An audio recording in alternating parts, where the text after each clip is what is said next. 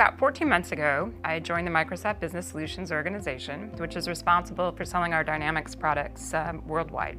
When I joined the organization, it was quite unique. The Dynamics business had actually been the 8th largest business inside of Microsoft.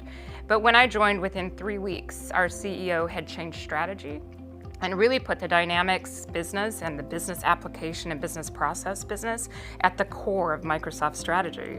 There was unprecedented growth. And so at a time of change, you really need to bring some commonality to the team and common language. What the 5 Behaviors framework actually does is it allows you to take an assessment. And one of the things that we like at Microsoft is moving from opinion to fact, right? And the data that it provides through the DISC assessment is real. It gets us out of opinion and it gets us into fact. It provided me a baseline, right? A foundation for where the team really was against those 5 core elements. But most importantly, it gave me a blueprint for the future. It actually gave me something that was actionable and that the team could see as actionable, more at a collective level, but also at an individual level. So we flew everyone in from around the world. So I have a worldwide organization. So people came from the US, EMEA, and Asia. And we really kicked off the session with them speaking first, right? Telling us about kind of what they had learned about the program through my communication and what they expected. We drove 100% participation in the assessments. We're very committed to it. We looked at the summary data and we were able to somewhat customize the session based on what we got back through the data.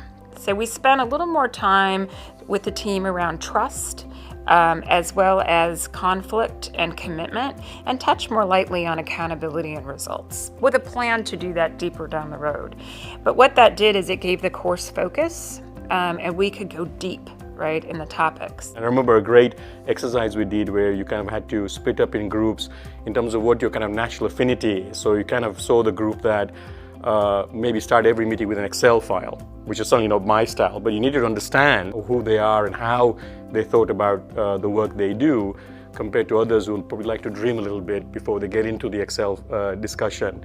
And I think that a deeper understanding of the different styles was a great outcome, because I think that was the basis for understanding how do we work as a team essentially and become a much bigger powerful force in what we could achieve in the business. I can definitely see a change in the team's structure in terms of how they work together. They're far more vocal with each other. So I think that hitting that trust level was really important, especially again because we do cross globally and we're not necessarily working together face to face every day. And the other, I think, key attribute or outcome from that was really driving to decisions. We don't have a lot of time. We are working quite rapidly to keep up with a very fast release cycle.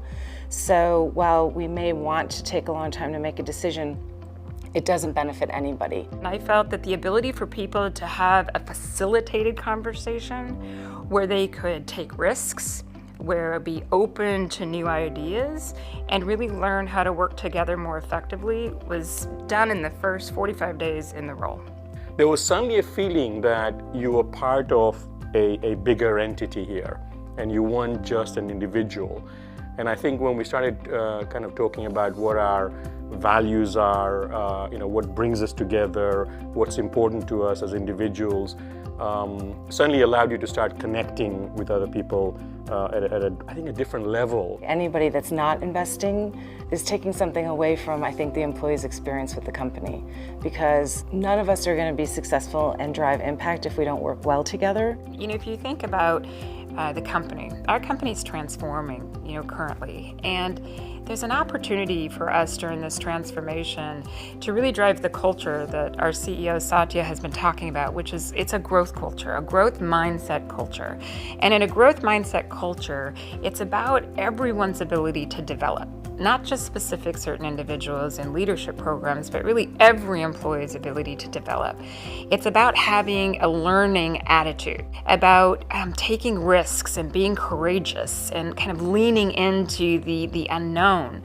And if you really think about that growth mindset definition, it's very hard to do that if you don't have the 5 behaviors of the cohesive team really down as an individual and as a team. So when I really think about the culture that Satya is driving for the company, I think that's a top-down culture that is fantastic, you know.